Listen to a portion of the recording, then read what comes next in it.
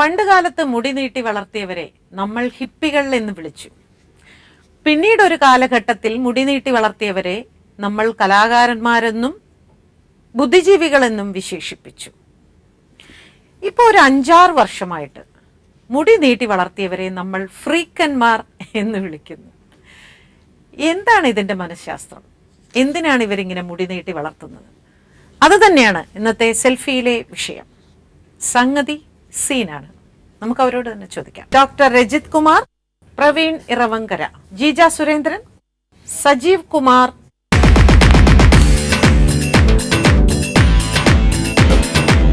അയ്യോ,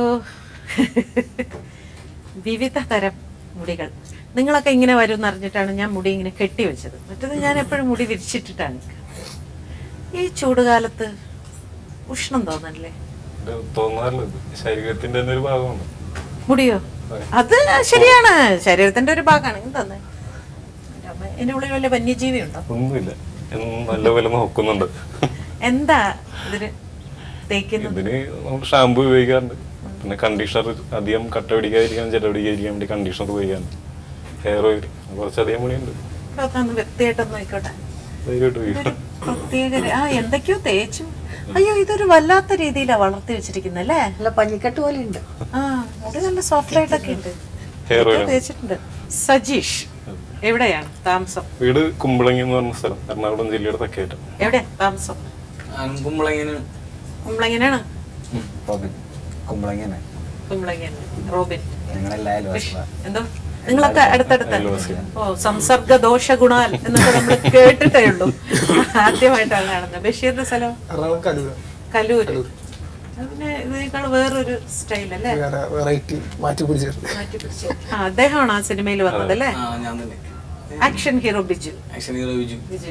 അങ്ങനെയാണ് ഫേമസ് ആയത്. അപ്പൊ ഈ മുടി കൊണ്ടൊരു ഗുണം ഉണ്ടായല്ലേ? മുടി വളർത്തിക്കൊണ്ടുള്ള ഒരു ഏറ്റവും വലിയൊരു ബെനിഫിറ്റ്. പക്ഷെ എല്ലാ സിനിമയിലും ആ റോള് കിട്ടണമെന്നില്ലല്ലോ. നമ്മൾ ചേഞ്ചസ് ആണല്ലോ നമുക്ക് വേണ്ടത്. ഇനിയിപ്പോൾ അടുത്ത നെക്സ്റ്റ് കിട്ടുന്നുണ്ടെങ്കിൽ പിന്നെ ഇത് വിട്ടോന്നുണ്ടെങ്കിൽ വിട്ടാ ഒരു മൈൻഡിലാണ് ഇങ്ങനെ നടക്കാം. അവര് പക്ഷേ നല്ലൊരു കഥാപാത്രം, മുടി വെട്ടണം എന്ന് പറഞ്ഞ എന്ത് ചെയ്യും?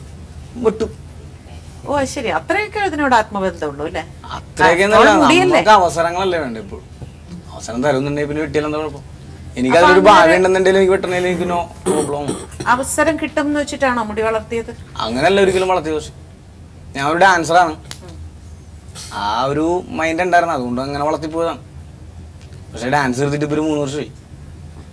നമുക്ക് ആ സിനിമയിലെ ഒരു സീന് കണ്ടാലോ? എനിക്കും ഒരു മോനുണ്ട് മുടി വളർത്തിയത്. എന്നിട്ടാണല്ലേ നമ്മളടുത്ത് ഇങ്ങനെ.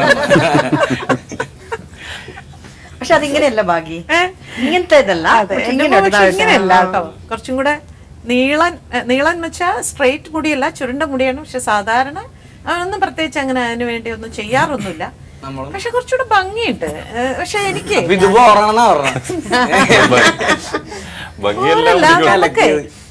ഒരു അപ്പിയറൻസ് എന്ന് പറയുന്ന ഞാനൊരു സമൂഹത്തിന്റെ ഭാഗത്തുനിന്ന് പറയാം. ഞാനൊരു ഇവിടെ നിന്ന് ടെലിവിഷന്റെ ഭാഗത്തു നിന്നല്ല പറയണത്, സൊസൈറ്റിയുടെ ഭാഗത്തു നിന്ന് ഇങ്ങനെ മുടി വളർത്തിയ കുട്ടികളെ പൊതുവെ സമൂഹം നോക്കുന്ന ഒരു എന്ത് കോലത് ഇങ്ങനെ ഇല്ലേ? അത് ഓരോരുത്തരുടെ കാഴ്ചപ്പാടിലാണ്. നമ്മൾ കാണുന്ന കണ്ണിലൂടെയാണ് ലോകത്തെ കാണുന്നതെന്നാണ്. അപ്പൊ ഒരു വെട്ടി ഒരുക്കിയ പുൽത്തകിടീനെ നോക്കണ കണ്ണുകളിലൂടെ വന്യ സൗന്ദര്യം ആസ്വദിക്കാൻ പറ്റും. ഓരോന്നിനും ഓരോ സൗന്ദര്യമുണ്ട്. ഒരു സിംഹത്തിന്റെ ജടയും ഇതൊക്കെ ആസ്വദിക്കുന്ന പോലെ തന്നെ ഇതും ആസ്വദിക്കാം. സാധാരണ മനുഷ്യരെ പോലെ മുടി വളർത്തിയവരോടൊന്നും അസാധാരണ. പ്രവീൺ, നമ്മള് സിനിമയിലൊക്കെ എന്ന് പറയുന്നത് ഇങ്ങനെ മുടി വളർത്തി അപൂർവം ആൾക്കാരല്ലേ നമുക്ക് ക്രിയേറ്റ് ചെയ്യാൻ പറ്റൂ ഒരു ക്യാരക്ടർ. എന്താ തോന്നുന്നത് ഇങ്ങനെ മുടി വളർത്തിയവരെ കാണുമ്പോൾ? രണ്ടു വശങ്ങൾ ഉണ്ട്. നമ്മൾ 60കളുടെ അവസാനത്തിൽ നമ്മൾ ഹിപ്പിസോ എന്ന് പറഞ്ഞ പ്രസ്ഥാനത്തെ നമ്മൾ കണ്ടു. അത് നമ്മുടെ സമൂഹത്തിൽ ഒരുപാട് രാഷ്ട്രീയത്തിലും സിനിമയിലും സാഹിത്യത്തിലൊക്കെ ഒരുപാട് വലിയ മാറ്റങ്ങൾ കൂടി അതിന് ഒരു സൈഡുണ്ടായിരുന്നു. അപ്പോൾ ഇവർ നമ്മളോട് മുന്നിൽ പറയേണ്ട ഒരു ആവശ്യം, അല്ലെങ്കിൽ പറയേണ്ട ഇവരോടൊരു ചോദ്യം നമുക്കുള്ളത്, ഇതിന് ഒരു ഉപരിപ്ലവമായ ഭൗതികത മാത്രമേ ഉള്ളൂ. കാരണം അന്ന് നമ്മൾ കണ്ട ഹിപ്പിസത്തിന് വേറെ വശമാണ്. അത് നമ്മുടെ സമൂഹത്തിലുണ്ടാക്കിയ ഇമ്പാക്റ്റുകൾ ഇന്നും നിലവിലുണ്ട്. അതിന് ഹിപ്പിസം എന്ന് പറഞ്ഞ ഫോം, അതിൻ്റെ ഭൗതികത നഷ്ടപ്പെട്ടു, പക്ഷേ അത് ഉണ്ടാക്കി വെച്ച സ്പാർക്കുകളും സ്ഫുരണങ്ങളും ഇന്നും ബാക്കിയാണ്. അപ്പോൾ ഇവർക്ക് ശേഷം ഒരു 20 വർഷം കഴിയുമ്പോൾ ഇവരവശേഷിപ്പിക്കാൻ പോകുന്ന എന്താണെന്നൊരു ചോദ്യമുണ്ട്. അതിന് മറുപടി പറയേണ്ട അവരാണ്. അപ്പോൾ മാത്രമേ ഇത് എന്താണെന്ന് നമുക്ക് വ്യക്തമായിട്ട് സ്ഥിരീകരിക്കുകയോ എതിർക്കുകയോ അനുകൂലിക്കുകയോ ചെയ്യാനേ കഴിയുള്ളൂ. സ്വാഭാവികമായിട്ട് ചോദിച്ച ചോദ്യം ഒരു കഥാപാത്രത്തെ ഉണ്ടാക്കുന്നതാണ്. ആ കാലത്തിനൊപ്പം ഇപ്പോൾ ഒരു പടത്തിൽ വന്നു, പക്ഷേ അത് സ്റ്റൈലായിപ്പോവും കുറേ കഴിയുമ്പോൾ. അപ്പോൾ ഇദ്ദേഹം മുടി വെട്ടാനൊരു നടനാകാൻ തയ്യാറാണ്. മുടിയല്ല എന്തും തലവെട്ടി കളഞ്ഞാൽ ഒരു ക്യാരക്ടർ കിട്ടുക എന്നുള്ളൊരു ആവശ്യത്തിൽ അദ്ദേഹം നിൽക്കുന്നു. അപ്പോൾ അത്രയും ഇൻറ്റിമസി ഉള്ളതെന്ന് മാഡം ചോദിച്ചു ഉള്ളൂ. വേണമെങ്കിൽ കളയാം, അത്രയേ ഉള്ളൂ. ഞാനും അത് മനസ്സിൽ ഇവിടെ വന്നിരുന്നപ്പോൾ ഞാൻ വിചാരിച്ചതൊരു അദ്ദേഹം പറഞ്ഞ ജീവിതത്തിൻ്റെ ഭാഗമാണ് ഇത് തന്നെ, ഒരു അവയവമാണെന്നൊക്കെ പറഞ്ഞിട്ട് ഇദ്ദേഹം മുടി മുറിച്ച് കളയാന്ന് പറയും. പിന്നെ നമ്മളെന്താ അതിനെ പറ്റി പറയുക? രജിത് കുമാർ സാർ, എപ്പോഴും സാർ ഭയങ്കര നിരാശമാണ്.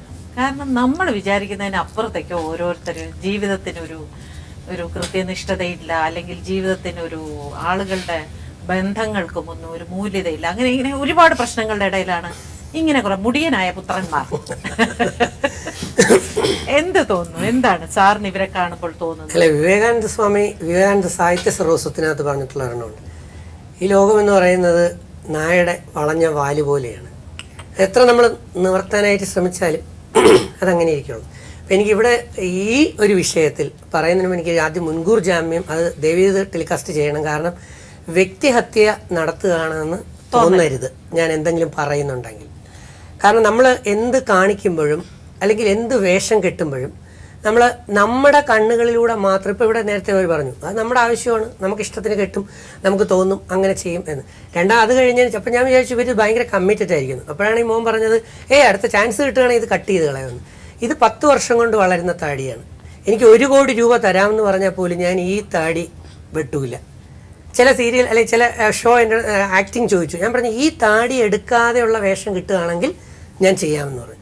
കാരണം ഈ താടിയിൽ എനിക്ക് അത്രത്തോളം ഒരു ആത്മബന്ധമുണ്ട്. അപ്പം നമ്മൾ നമ്മുടെ കണ്ണുകളിലൂടെ മാത്രം നമ്മളുടെ വേഷങ്ങൾ കണ്ടാൽ പോരാ, അതിനേക്കാൾ ഉപരി നമ്മളൊരു സാമൂഹ്യ ജീവിയാണ് അല്ലേ. അപ്പോൾ നമ്മൾ സമൂഹത്തിൻ്റെ കണ്ണുകളിലൂടെ കൂടെ നമുക്ക് കാണാനൊരു കഴിവുണ്ടെങ്കിൽ ആ കഴിവിൽ ഈ വേഷം കെട്ടുകളെ മറ്റുള്ളവർ എങ്ങനെയാണ് നോക്കിക്കാണുന്നത്, മറ്റുള്ളവരുടെ വികാരം എന്താണ്, ഇതിൽ നിന്ന് നമുക്ക് വളർന്നു വരുന്ന യുവതലമുറയ്ക്ക്, പുതിയ തലമുറയ്ക്ക്, കുട്ടികൾക്ക് എന്ത് സന്ദേശമാണ് നമുക്ക് കൊടുക്കാനുള്ളത്. കാരണം ഇപ്പോൾ ഏതൊരു പ്രോഗ്രാം എടുത്താലും ഞാൻ വേറെ ഒന്നും കൊണ്ട് പറയല്ല, ഈ സെൽഫി എന്ന് പറയുന്ന പ്രോഗ്രാമിൽ എനിക്ക് പലവട്ടം വരാൻ കഴിഞ്ഞിട്ടുണ്ട്.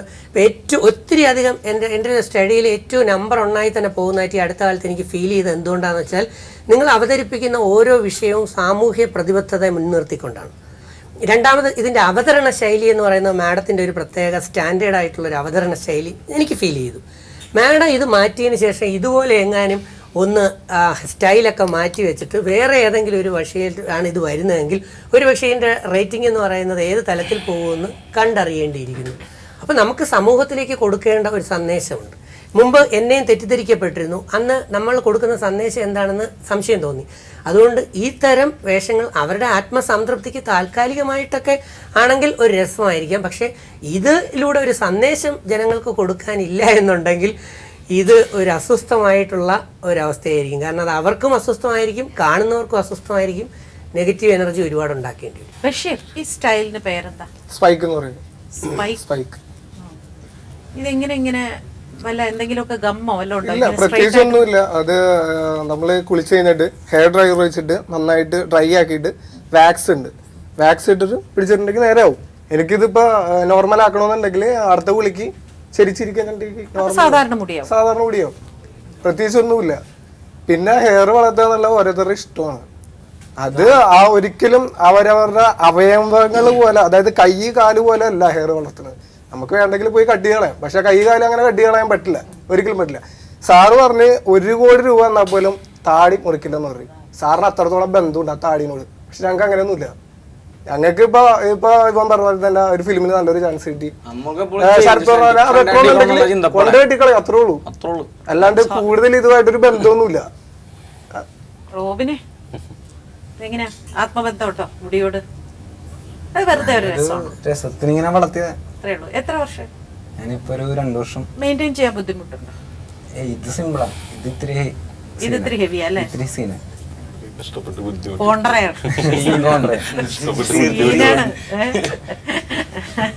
ജീജയ്ക്ക് മുടിയില്ലാത്തോണ്ടാ ജീജയിലേക്ക് വരാത്തത്? അല്ല, ഇവരൊക്കെ ചെറുപ്പല്ലേ. എന്റെ മുടി ഇപ്പൊ അഴിച്ചിട്ട് കഴിഞ്ഞാൽ ഇതിന്റെ പകുതിയൊക്കെ എനിക്കും വെക്കാൻ പറ്റും. ഇതുപോലെ ഇങ്ങനെ ആക്കാൻ പറ്റുമോ? ഇത്ര ഉണ്ടായിരുന്നു പോയി, ഇത്രയല്ല എന്നാലും നിറയെ ഉണ്ടായിരുന്നു. ഇവരുടെ ഏജ് അല്ലല്ലോ, ഇവരുടെ ഏജിൽ എനിക്കും ഉണ്ടായിരുന്നു, മനസ്സിലായില്ല. പക്ഷെ ഇവരുടെ ഒരു കാര്യം അല്ല, യൂത്ത് നമ്മുടെ പ്രായം കഴിഞ്ഞു പോയതുകൊണ്ടല്ലോ, നമ്മൾ യൂത്ത് കഴിഞ്ഞു വന്നതല്ലേ. പക്ഷെ ഇവരുടെ ഒരു കാര്യം ഞാൻ മനസ്സിലാക്കിയത്, ഇപ്പൊ ഞാൻ അവിടെ നിന്ന് പുറത്തുനിന്ന് ഷൂട്ടിങ്ങിന് മുന്നേ ഞാൻ മനസ്സിലാക്കിയത്, ഇവര് ഇതിനെ ഒരുപാട് സ്നേഹിക്കുന്നുണ്ട് ഭാഗി. പക്ഷേ സാറ് പറയുന്നത് പോലെ സാറിന്റെ പ്രായം ഇത്രയൊക്കെ ആയപ്പം സാറിന്റെ യങ് ഏജിലുള്ള ഒരു സ്റ്റാറ്റസും സ്റ്റേജും അല്ല ഇപ്പൊ ഇവര് ഫേസ് ചെയ്യുന്നത്, മനസ്സിലായില്ലേ? അപ്പൊ ഇവർക്ക് ഇതുകൊണ്ട് മാർക്കറ്റ് ചെയ്യാൻ പറ്റുമെന്ന് ഇവരിപ്പോ പഠിച്ചു ഈ ഒരു പടത്തിലൂടെ. പിന്നെ ഒരു 6 മാസം അവർ നോക്കും ഈ പടത്തിന്റെ ഒരു ഇത് കഴിയുന്നത് വരെ നോക്കിയിട്ട് ഇനിയും വിളിച്ചു കഴിഞ്ഞാൽ ഇതുപോലെ തന്നെ കൊടുത്താൽ ഇവർ ഇത് തന്നെ കണ്ടിന്യൂ ചെയ്യും. അല്ല, നല്ലൊരു ക്യാരക്ടർ, നല്ല പേയ്മെന്റ് എന്നൊക്കെ പറയുമ്പോൾ സത്യം പറഞ്ഞു കഴിഞ്ഞാൽ മാനസികമായി വേദനിച്ചു കൊണ്ട് തന്നെ ഇവർ കട്ട് ചെയ്യുന്നത് ജീവിക്കാൻ വേണ്ടി അല്ലേ. അവരത്രയും താലോലിക്കുന്നുണ്ട് ഇതിന്. ഞാനത് ചോദിച്ചു അവരുടെ അടുത്ത്. സജീവ് കുമാർ, സാധാരണ നമ്മൾ പ്രത്യേകിച്ച് നിങ്ങളെ പോലെ കവികൾ, നമ്മൾ കവിതയിലൊക്കെ പറയും എന്താ പറയുക, കാർകൂന്തൽ. അതെപ്പോഴും സ്ത്രീക്കാണ് എപ്പോഴും മുടി നമ്മൾ ഉപമിക്കുന്നത് അല്ലേ, സൗന്ദര്യത്തിന്റെ ലക്ഷണം എന്നൊക്കെ പറഞ്ഞിട്ട്. പുരുഷന്മാർ ഇങ്ങനെ മുടി വളർത്തുന്നതിനെ കുറിച്ച് എന്താണ് അതിന്റെ മനഃശാസ്ത്രം എന്ന് തോന്നിയിട്ടുണ്ട്? എനിക്ക് തോന്നുന്നത് മുടിയെന്നല്ല, ഏത് വേഷപ്പകർച്ച ഉണ്ടാകുമ്പോഴും അതിൻ്റെ പിന്നിൽ നേരത്തെ പറഞ്ഞ ഒരു സൈദ്ധാന്തികമായ ഒരു പിൻബലം ഉണ്ടാകണം എന്ന് വിശ്വസിക്കുന്ന ഒരാളാണ് ഞാൻ.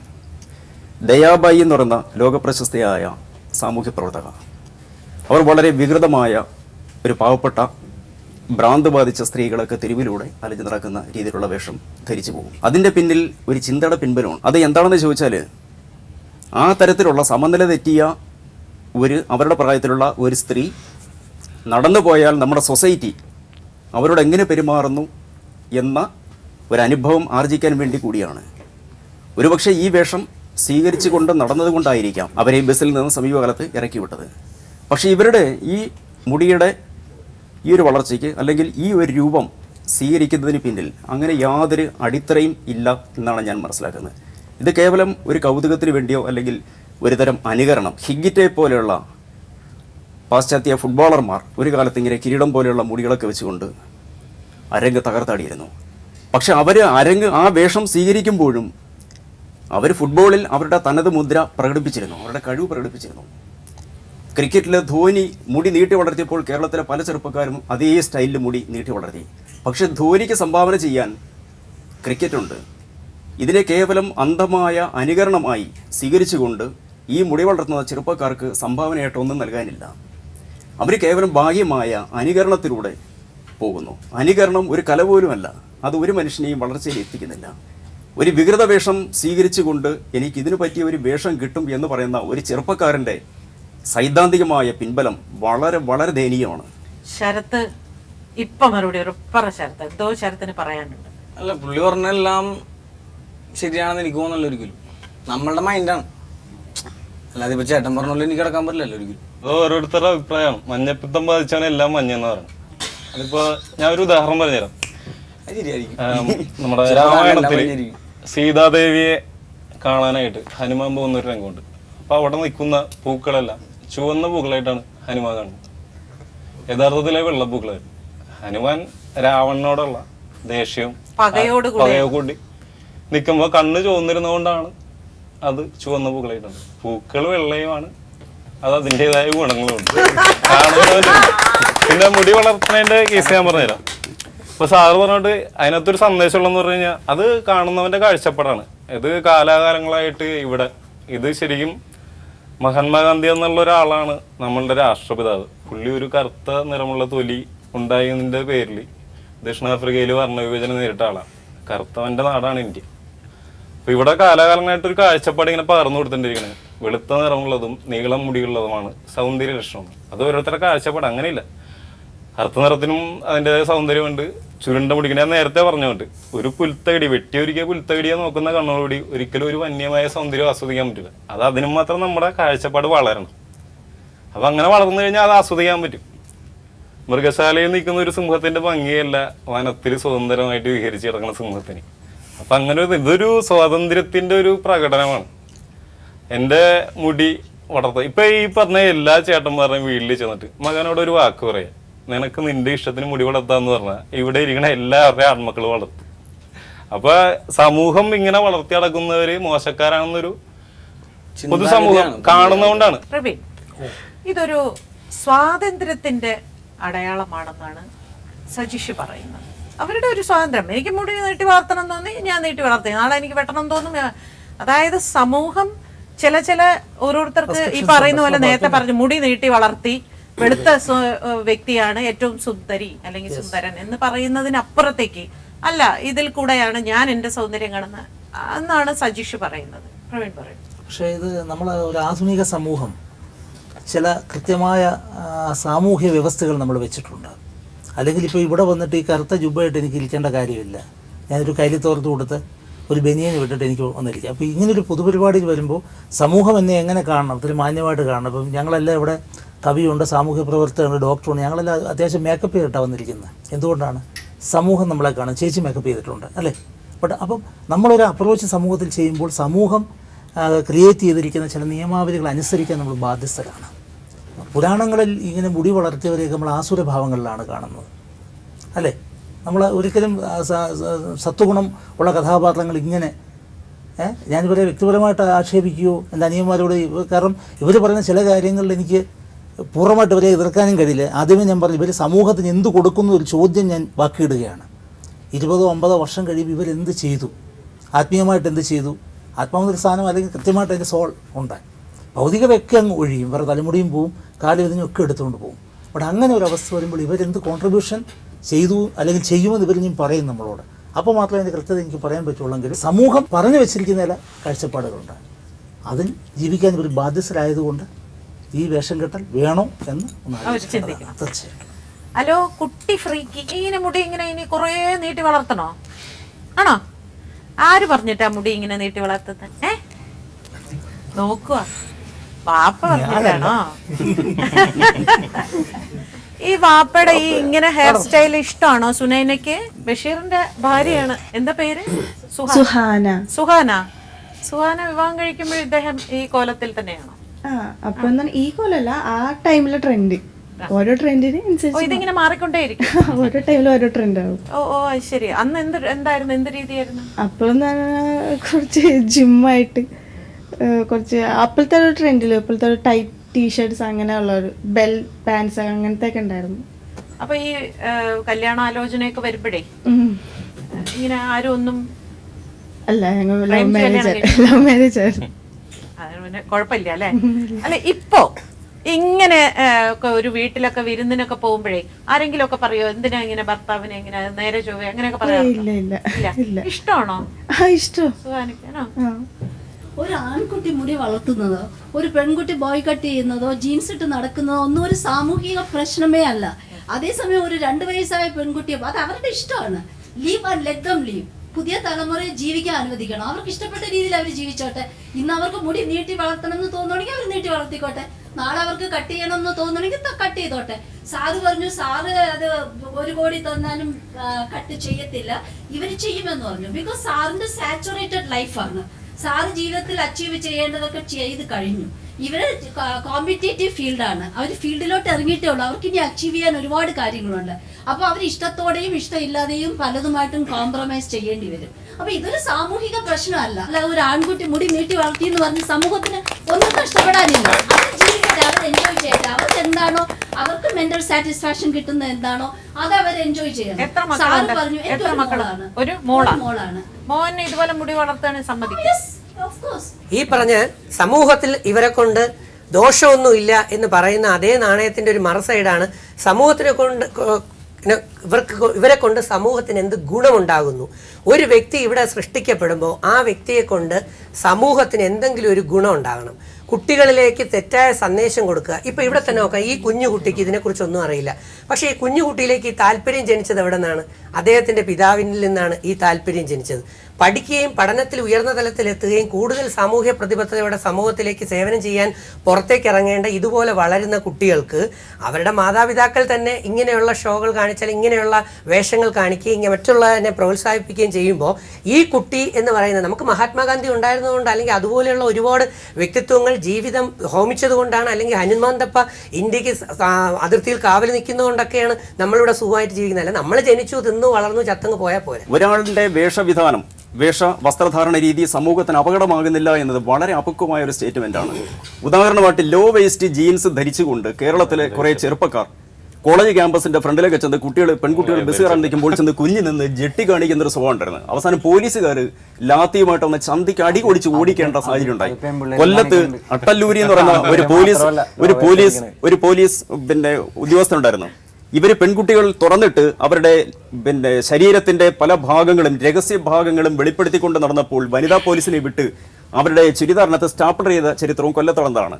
ഇപ്പോൾ ലോ വേസ്റ്റ് ജീൻസ് സമൂഹത്തിന്റെ ഏറ്റവും വലിയ വിപത്തുകളിൽ ഒന്നായി മാറിയെന്ന് മാത്രമല്ല അത് ഏറ്റവും അരക്ഷിതമായ ഒരു യാഥാർത്ഥ്യമാണെന്ന് തിരിച്ചറിഞ്ഞപ്പോഴാണ് പോലീസ് ഉദ്യോഗസ്ഥർക്ക് നേരിട്ട് ഒരു പോയിന്റൂടെ ഇദ്ദേഹം പറഞ്ഞു വന്യമായൊരു സൗന്ദര്യമാണ്. ഈ വന്യമായ സൗന്ദര്യമാണെന്ന് ഇദ്ദേഹം മാത്രമേ ധരിക്കുന്നുള്ളൂ.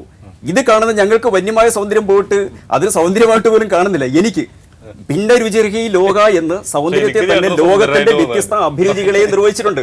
ഇദ്ദേഹം ധരിച്ചിരിക്കുന്നത് ഈ കിരീടം പോലുള്ള അല്ലെങ്കിൽ സ്പ്രിംഗ് പോലുള്ള മുടി വെച്ചുകൊണ്ട് നടക്കുമ്പോൾ ഈ ലോകം മുഴുവൻ എന്റെ സൗന്ദര്യം കണ്ട് കാട്ടിനുള്ളിലെ സിംഹത്തിന്റെ വന്യത ആസ്വദിക്കുന്നു എന്നാണ് അദ്ദേഹം പറഞ്ഞ പോയിന്റ് പോലും പുരാണത്തിലെ നൂറ്റാണ്ടുകൾക്ക് മുമ്പുള്ള പുരാണത്തിലെ ദൃഷ്ടാന്തം വെച്ചിട്ടാണ് സമകാല സൗന്ദര്യത്തെ നിർവചിക്കാൻ ശ്രമിക്കുന്നത്. അത് എത്രയോ വികലമായ ധാരണയാണ്. ശരത്, ഞാനൊരു ചോദ്യം ചോദിക്കുന്നത്, അതായത്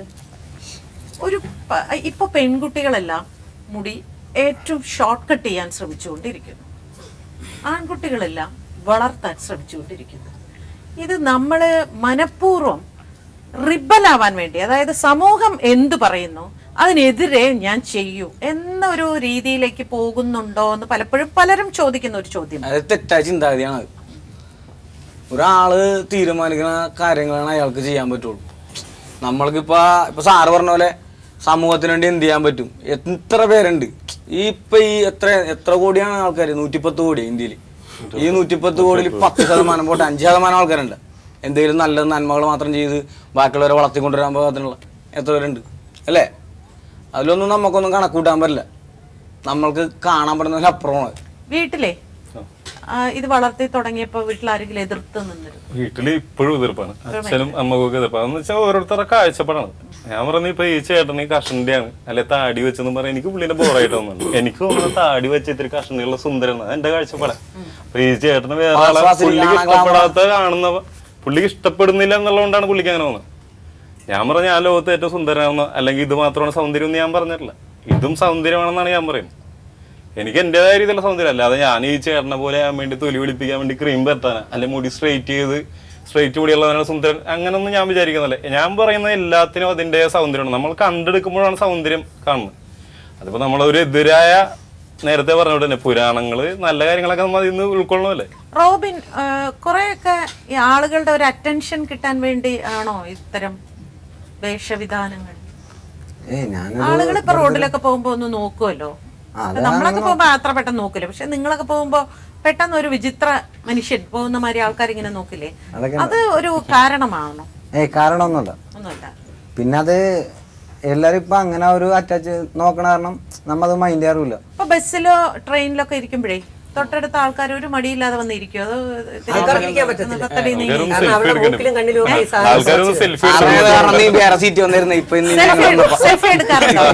പിന്നെ ഇപ്പൊ നമുക്ക് സെൽഫി എടുക്കും.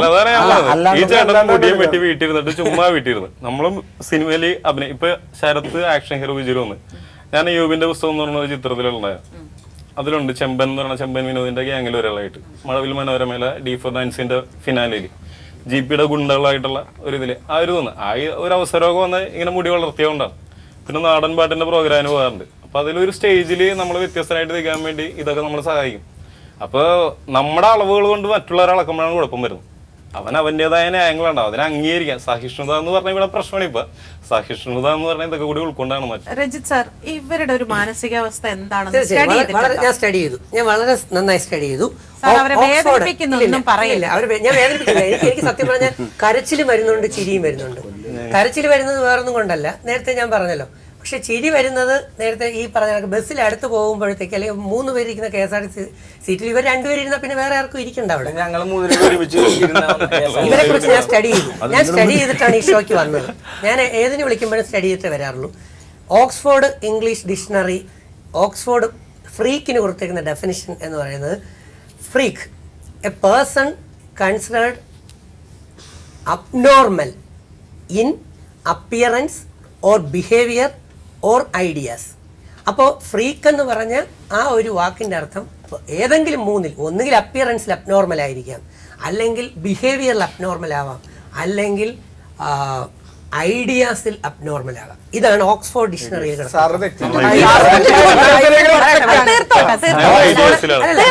ഓക്സ്ഫോർഡ് ഡിക്ഷണറിയിൽ പറഞ്ഞിരിക്കുന്ന ആ അബ്നോർമാലിറ്റി എന്ന് പറയുന്നത്. ഈ സംഗതിയിൽ ഒരു രണ്ടാമത്തെ ഒരു അബ്നോർമാലിറ്റി ഞാൻ ഒന്നുകൂടെ കാണിക്കാം. പാവങ്ങളാണ്. ആക്ച്വലി ഇവരൊക്കെ ബേസിക്കലി പാവങ്ങളാണ്. കുറേ പേര്, എൻ്റെ കണക്കൂട്ടിൽ ശരിയാണെങ്കിൽ ഒരു 40% ഫ്രീക്കുകളും പാവങ്ങളാണ്. എന്നുവെച്ചാൽ പൊട്ടാസ് പൊട്ടിയാൽ ഓടിപ്പോയി. ഇവർക്ക് വേറെ ഒന്നുമില്ല, ഇവർക്ക് ഇങ്ങനെ നടക്കണമെന്നുള്ളതല്ലാതെ വേറെ പ്രോബ്ലംസ് ഇല്ല. എന്നാൽ 40+ അടുത്ത 40% ഉണ്ട്. അത് വളരെ സൂത്രശാലികളായ ക്രിമിനൽ മെൻറ്റാലിറ്റിയുള്ള, അല്ലെങ്കിൽ മീൻസ് വേറെ ഒരു തരത്തിലുള്ള ട്രാപ്പിംഗ് സംഗതികളുള്ള ഫ്രീക്ക്. അവർക്ക് പെമ്പിള്ളരോട് എന്ത് പറയുന്നതിനും ഒരു മടി ഉണ്ടാവില്ല. എന്ന് പറഞ്ഞാൽ ഐ ലവ് യു പറയുന്നതാണെങ്കിലും, ഞാൻ ബൈക്ക് കൊണ്ടുവരും ബാ കയറുക അല്ലെങ്കിൽ കറങ്ങാം എന്ന് പറയുന്നതിനാണെങ്കിൽ, എന്തും ആരോടും എപ്പോഴും തോന്നി കണക്ക് പറയാൻ അവർക്ക് ഒരു മടിയും ഇല്ലാത്ത ഒരവസ്ഥയാണ്. അടുത്ത 20% ഈ സിസ്റ്റം ഇവിടെ ഇൻട്രൊഡ്യൂസ് ചെയ്ത ആളിനെ നിങ്ങൾ മറന്നുപോയി. ഷൈൻ ടോം ചാക്കോ എന്ന് പറഞ്ഞ ഒരു നടനുണ്ടായിരുന്നല്ലോ, ഇടയ്ക്ക് പയ്യൻ. അദ്ദേഹമാണ് ഈ ഫ്രീക്കിന്റെ ഈ കേരളത്തിൽ ഈ അടുത്ത കാലത്തുള്ള ആ വ്യക്തിയെ ഒന്ന് ചെയ്താക്കി അനുസരിച്ച് ഡ്രഗ്സിലേക്ക് പോകുന്ന. ഇതിലൊരു 20 to 40% എന്ന് പറയുന്നത് ഇതിനെ തുടർന്ന് വലികളിലേക്കും മറ്റ് ഡ്രഗ്സിലേക്കും പോകുന്ന കാഴ്ചപ്പാട്. അല്ല, ഇവരാർക്കും ദ്രോഹമൊന്നും ചെയ്യാൻ പോകുന്നില്ല. പക്ഷേ ഈ പറഞ്ഞ കണക്ക് സൃഷ്ടി കൊണ്ട് വലിയ ഗുണങ്ങളില്ലാത്ത രീതിയിൽ, എന്നാൽ സ്വന്തം ജീവിതത്തിനെ ആർക്കൊക്കെയോ വേണ്ടി വെറുതെ നശിപ്പിച്ച് കളഞ്ഞുകൊണ്ടിരിക്കുന്ന ഒരു തലത്തിലേക്ക് പോകുന്ന അവസ്ഥ. നേരത്തെ അവര് ചോദിച്ച അതേ ചോദ്യം എൻ്റെ ഉള്ളിലുണ്ടായിരുന്നു. അപ്പൊ അവരത് ചോദിച്ചു. അതായത് ഇപ്പോൾ സായിബാബ ഇതുപോലെയായിരുന്നു മുടി, പക്ഷെ എല്ലാവരും അദ്ദേഹത്തെ ആരാധിച്ചിരുന്നു, അല്ലേ? ചില പണ്ട് സന്യാസിമാരൊക്കെ ഇങ്ങനെ മുടി നീട്ടി വളർത്തിയിരുന്നു. നമ്മുടെ പുരാണങ്ങളിലും അന്ന് പിന്നെ ബാർബർ ഇല്ലല്ലോ, ശ്രീകൃഷ്ണനും ശ്രീരാമനും ഒക്കെ മുടിയൊക്കെ നീട്ടി വളർത്തി തന്നെയാണ് നടന്നിരുന്നത്. പാർവതി ബൗൾ എന്ന് പറയുന്ന ഒരു സൂഫി സംഗീതം, അല്ലെ? അവര് ഈ പറയുന്ന ജട പിടിച്ച് അവർക്ക് ഏകദേശം നിലത്ത് മുട്ടുന്ന അത്രയും നീളമുണ്ട്. അപ്പൊ ഇങ്ങനെ നമ്മൾ ഒരുപാട് പേരെ കാണുന്നുണ്ട്. പക്ഷെ അവരെയൊക്കെ നമ്മൾ വിമർശിക്കാതിരിക്കുകയും അവരെയൊന്നും നമ്മൾ ഈ പട്ടികയിൽ പെടുത്താതിരിക്കുകയും, ഈ കുട്ടികളെ ഇങ്ങനെ കാണുന്നതും ഈ നേരത്തെ ഇവരൊക്കെ പറഞ്ഞ സമൂഹത്തിന്റെ കണ്ണ് ശരിയല്ലാഞ്ഞിട്ടാണ്. അങ്ങനെ പറയാൻ പറ്റില്ല. കാരണം നമ്മളിപ്പോൾ യുഗങ്ങൾ നാളണമെന്ന് പറയുന്നു. ഇപ്പം ചേച്ചി പറഞ്ഞതുപോലെ ശ്രീരാമൻ്റെയും ശ്രീകൃഷ്ണൻ്റെയും ത്രേതായുഗത്തിലും ദ്വാപരയുഗത്തിലൊന്നും ബാർബർമാരോ അല്ലെങ്കിൽ അന്ന് നദിയിൽ പോയിട്ടാണ് കല്ലുകൊണ്ടാണ് ഷേവി. അപ്പോൾ എല്ലാ ദിവസവും ഒന്നും മെനക്കെടാനൊന്നും ഒന്ന് പറഞ്ഞോട്ട് പറഞ്ഞു, എല്ലാ ദിവസവും ഒന്നും അതെ മെനക്കെടാനൊന്നും ആർക്കും തയ്യാറില്ലാത്തതുകൊണ്ട്, കറുകപ്പുല്ലും കല്ലും ഒന്നും എടുക്കാൻ വയ്യാത്തതുകൊണ്ട്, താടിയൊക്കെ ഇപ്പോൾ നമ്മൾ കാണുന്ന രാജാ രവിവർമ്മ വരച്ച സുന്ദരമുഖങ്ങളൊന്നും ആവില്ല ദൈവങ്ങളുടേത്. അവരൊക്കെ താടിയും മുടിയും ഒക്കെ വളർത്തി വരാം. പക്ഷെ അതിൽ നിന്ന് സമൂഹം ഒരു രാഷ്ട്രമെന്ന സങ്കല്പത്തിലേക്ക് വരുന്നുണ്ട്. അവിടെയാണ് നമ്മളിപ്പോൾ ജനാധിപത്യം നോക്കുന്നത്. നമ്മൾ നിൽക്കുന്നത് എവിടെയാണ്? കാലത്തിന് നേരെ ഒരു കണ്ണാടി പിടിച്ചാൽ നമ്മളിപ്പോൾ നിൽക്കുന്നത് ഈ നൂറ്റാണ്ടിലാണ് ആണല്ലോ. തീർച്ചയായിട്ടും നമ്മളിപ്പോൾ ഇവിടെ നിൽക്കുമ്പോൾ നമ്മൾ ഇതിനൊപ്പം ചരിക്കാൻ ചില ബാധ്യതകൾ എല്ലാം ഒന്നുമില്ല. ഇപ്പോൾ പ്രിയപ്പെട്ട ചേച്ചി അവിടെ നിന്നോട് വളരെ വൈകാരികമായിട്ട് പറയുന്നത് കേട്ടു, നമുക്ക് ഇഷ്ടമുള്ള പോലെയൊക്കെ നടക്കാമെന്ന്. എൻ്റെ പൊന്നി ചേച്ചി അങ്ങനെയൊന്നും പറയരുത്. നമുക്ക് ഇഷ്ടമുള്ള പോലെ നടക്കാൻ പറ്റില്ല, വലിയ കുഴപ്പങ്ങളുണ്ടാകും. അപ്പം നമ്മൾ ആ ഒരു കാര്യത്തിൽ എത്തി നിൽക്കുന്നത്, ഇപ്പോൾ കലിയുഗം എന്നൊക്കെ പറഞ്ഞ പോലെ നമ്മൾ അതിൻ്റെ ഒരു അവസ്ഥയിൽ എത്തി നിൽക്കുമ്പോൾ ഇവിടെ എല്ലാ സൗകര്യങ്ങളും ഉണ്ട്. അപ്പോൾ ചില നിബന്ധനകൾ പാലിക്കാൻ മിനിമം നമ്മൾ ഈ പറഞ്ഞ പോലെ, ഞാൻ നേരത്തെ പറഞ്ഞ പോലെ വേഷവിധാനങ്ങൾ, അല്ല സമൂഹത്തെ തൃപ്തിപ്പെടുത്താനും മറ്റാരെയും ആർക്കു വേണ്ടി ജീവിക്കാനില്ല, നമുക്ക് വേണ്ടി നമ്മൾ ജീവിക്കുമ്പോൾ പൊതുസമൂഹത്തിന് ശല്യമുണ്ടാകാത്ത ഒരു സൊസൈറ്റിയുടെ ഭാഗമായി. അങ്ങനെയാണല്ലോ ആദിമ മനുഷ്യൻ ഈ ആധുനിക മനുഷ്യനായിട്ട് മാറുന്നത്. നായാടിയിൽ നിന്ന് നരലിലേക്കുള്ള പരിവർത്തനം ഉണ്ടാകുന്നത് അവിടെയാണല്ലോ. അപ്പോൾ അവിടെ നമ്മൾ അനുവർത്തിക്കേണ്ട ചില സോഷ്യൽ കമ്മിറ്റ്മെൻറ്റ്സ് ഉണ്ട്. അത് ആർക്കും വേണ്ടിയല്ല, നമുക്ക് നമ്മളോടുള്ളത്. നമ്മൾ തുപ്പാൻ പാടില്ല. ഇവിടെ ഇരുന്നിട്ട് ഞാൻ തുപ്പിയാൽ എന്താ അവസ്ഥ? ഇവിടെ ഓരി കിട്ടാൻ എന്താ അവസ്ഥ? അപ്പോൾ എന്തുകൊണ്ടാണ് ഞാൻ സമൂഹത്തെ ഇവിടെ ഇന്ന് മര്യാദക്കാരനായ പ്രവീൺ അറവങ്കര തിരക്കഥാകൃത്ത് ഇങ്ങനെ ഇരിക്കണം, എന്നിട്ട് കാര്യങ്ങൾ അപ്പോൾ നമ്മൾ ഓരോ സമൂഹത്തിൽ ബാത്റൂമിൽ ചെയ്യുന്ന കാര്യമല്ല പൂജാമുറി ചെയ്യുന്നത്, ആണോ? അപ്പോൾ കൃത്യമായിട്ട് ഇത് പരിപാലിക്കാൻ ചില നിബന്ധനകൾ നമ്മൾ ബാധ്യസ്ഥരാണ്. ഇവരെ പോലുള്ളവരുടെ പാരൻസ്, ഇദ്ദേഹത്തിൻ്റെ അമ്മക്ക് ഇതേ മുടിയാണ്, ഇവർ രണ്ടുപേരും കസിൻസാണ്, മനസ്സിലായില്ലേ? ഇത് ജന്മനാ ദൈവം കൊടുത്ത ഒരു വരമാണ്, ആണല്ലോ. ഇവർക്ക് ഈ മുടി ഇങ്ങനെ വളർത്തി കഴിഞ്ഞു കഴിഞ്ഞാൽ സമൂഹം ഇങ്ങനെയൊക്കെ പറയുന്നൊന്നും അവർക്കറിയില്ല. അവരുടെ ഹൃദയം ഈ സാറ് പറഞ്ഞ പോലെ ഫസ്റ്റ് 40%ലാണ് ഇവർ പെടുന്നത്, മനസ്സിലാക്കിയപ്പോ. പക്ഷേ ഏതോ ദുഷ്ടന്മാരും മുടി വളർത്തിയ ക്രൂരന്മാര് വല്ലതും ചെയ്തു എന്ന് കരുതിയിട്ട് ഇതുപോലുള്ള പാവങ്ങൾ ഇങ്ങനെ അടിച്ചേൽപ്പിക്കരുത്, അതും കൂടി ചിന്തിക്കുക. ഇത് അച്ഛനമ്മമാരിൽ നിന്ന് കിട്ടിയ ഗിഫ്റ്റാണ്. പക്ഷേ പിന്നെ സജീഷ് അതേസമയം പറയുന്നുണ്ട് വീട്ടിൽ ഇഷ്ടമല്ല അമ്മയ്ക്ക് എന്നും അത് പറയുന്നുണ്ടല്ലോ. കട്ട് ചെയ്യണം എന്നുള്ളതാണ് അമ്മ പറയുന്നത്. അമ്മക്കും ഉണ്ട്, അമ്മ കെട്ടിവെക്കുന്ന ലേഡിയാണ്. അല്ല ഞാൻ പറയുന്നത് ഇത് ഇവിടുത്തെ ഒരു വിഷയം പരമ്പരാഗതമായിട്ട് ഞാൻ മറന്നു പോകാതിരിക്കാൻ വേണ്ടിയിട്ടാണ്. ഇത് ദൈവം കൊടുത്ത ഗിഫ്റ്റ് ആണെന്നൊക്കെ പറഞ്ഞ് ഇതിനെ ഇത്രയും ലളിതവൽക്കരിക്കുന്നത് വളരെ കഷ്ടമാണ്. ഒന്ന്, അതിന്റെ പ്രധാന കാരണം ഇവര് തന്നെ പറയുന്നു അവരിഷ്ടം പോലെ ക്രീം പുരട്ടുന്നുണ്ട്, ഏതൊക്കെയോ ഹെയർ ഓയിൽ പുരട്ടുന്നുണ്ട്, അവരിങ്ങനെ ആക്കിയെടുക്കുകയാണ് എന്ന് പറയുന്നത്. അപ്പോൾ ദൈവം കൊടുത്ത ഗിഫ്റ്റ് ആയിട്ട് അല്ലല്ല, ഈ ചുരുണ്ട മുടി ആക്കിയെടുക്കുന്നില്ല. ഒന്ന്, ഇവർ ശല്യക്കാരോ സമൂഹത്തിന്റെ പൊതുശല്യക്കാരാണെന്നോ ഉള്ളതല്ല ഇവിടുത്തെ ചർച്ച. ഇത് സൗന്ദര്യാത്മകമാണോ അല്ലയോ, ഇവരാരെയാണ് മാതൃകയാക്കുന്നത്? സത്യസായി ബാബയെ മാതൃകയാക്കുന്നു. ഇവർക്ക് ഇവരുടേതായ സംഭാവനയായിട്ട് എന്ത് മുന്നോട്ട് വയ്ക്കാനുണ്ട്? ഇവരുടെ മുടിയുടെ ഈ സൗന്ദര്യത്തിന്റെ പിന്നിൽ അവർ അനുകരണമല്ലാതെ അവർക്ക് എന്ത് പിന്നെ സൗന്ദര്യാത്മക മനസ്സാണ് അവർക്ക് അവതരിപ്പിക്കാൻ പറ്റുന്നത്? നിങ്ങൾ തന്നെ പറഞ്ഞു ശ്രീരാമനെ അനുകരിക്കുന്നു, ശ്രീരാമൻ മുടി വളർത്തി, ശ്രീകൃഷ്ണൻ മുടി വളർത്തി, സത്യസായി ബാബ മുടി വളർത്തി. അപ്പോഴേ അങ്ങനെയാണെങ്കിൽ ഞങ്ങൾക്ക് വളർത്തിക്കൂടെ? അതല്ല, അവര് നമ്മളെക്കാൾ എത്രയോ തലമുറകൾക്ക് മുമ്പ് ജീവിച്ച ആളുകളാണ്. അവരുടെ മാതൃക തന്നെ ബാഹ്യമായി അനുകരിച്ചുകൊണ്ട് നമ്മൾ മുടി വളർത്തണം എന്ന് പറയുന്നത് നിങ്ങളുടെ സൗന്ദര്യ സങ്കല്പം തെറ്റാണെന്നാണ് ഞാൻ പറയുന്നത്. മുടി ഇങ്ങനെ വളർത്തണം എന്ന് തോന്നാനുണ്ടായ ഒരു കാരണം എന്താണ്? ഒരു കാരണം എന്നുള്ളത് വെറുതെ ഒരു എനിക്ക് രസം. സ്വന്തമായിട്ട് അങ്ങനെ തോന്നി നമുക്ക്. ഇത് എല്ലാവരും മുടി വെട്ടിക്കൊണ്ട് നടക്കുന്നത് അവരുടെ അച്ഛനും അമ്മക്കും ഇഷ്ടപ്പെടുന്നില്ല, അല്ലെങ്കിൽ കൂട്ടുകാരനും ഇഷ്ടപ്പെടുന്നില്ല. അവനവന് ഇഷ്ടമുള്ളതുകൊണ്ടല്ലേ ഇവരൊന്നും ഇങ്ങനെ ചെയ്യുന്നു. ചേട്ടനും ആഗ്രഹം ഉണ്ടെന്ന് താടി വളർത്തുന്നുണ്ടാ, മുടി വളർത്തുന്നുണ്ടാ, നടക്കൂല, മുടി പോയി. നമ്മളുടെ ഒരു സോ കോൾഡ് സൊസൈറ്റി അല്ലെങ്കിൽ സോ കോൾഡ് മനുഷ്യൻ, സാധാരണ മനുഷ്യൻ, നമുക്ക് കണ്ണാടിയിൽ നോക്കുമ്പോൾ നമ്മൾ പ്രസന്റബിൾ ആണ് എന്ന് തോന്നുന്ന ഒരു തോന്നലുണ്ടല്ലോ, അത് നിങ്ങൾക്ക് തോന്നുന്നുണ്ടോ? ഞാൻ അല്ല, ഒരു സാധാരണ സ്റ്റൈലിലുള്ള ഒരു മനുഷ്യൻ, അതായത് ഇവിടെ പറയാനിപ്പോ ആരാ, അത് അവരൊക്കെ ഉണ്ട്, ഇവര് രണ്ടുപേരും വേണമെങ്കിൽ പറയാം. അവര് നിങ്ങളും കൂടെ ഒരു മിററിന്റെ മുമ്പിൽ, കണ്ണാടിയുടെ മുമ്പിൽ നിൽക്കുമ്പോ നിങ്ങൾക്ക് എന്തെങ്കിലും പരസ്പരം വ്യത്യാസം ഞാൻ തോന്നില്ലേ? ഞാൻ അതുകൊണ്ടല്ലേ അവർക്ക് ജോലി കിട്ടിയത്. ആ ഡിഫറൻസ് ആണ് നിങ്ങൾ അല്ല, ലൈറ്റ് പോയതിനു ശേഷം ഇവര് നിന്നിട്ട് ലൈറ്റ് വരുമ്പോൾ ഇവർ രണ്ടും കൂടെ കാണുകയാണെങ്കിൽ ആ സിസ്റ്ററിനെ ആശുപത്രി അഡ്മിറ്റ് ചെയ്യേണ്ടി വരും.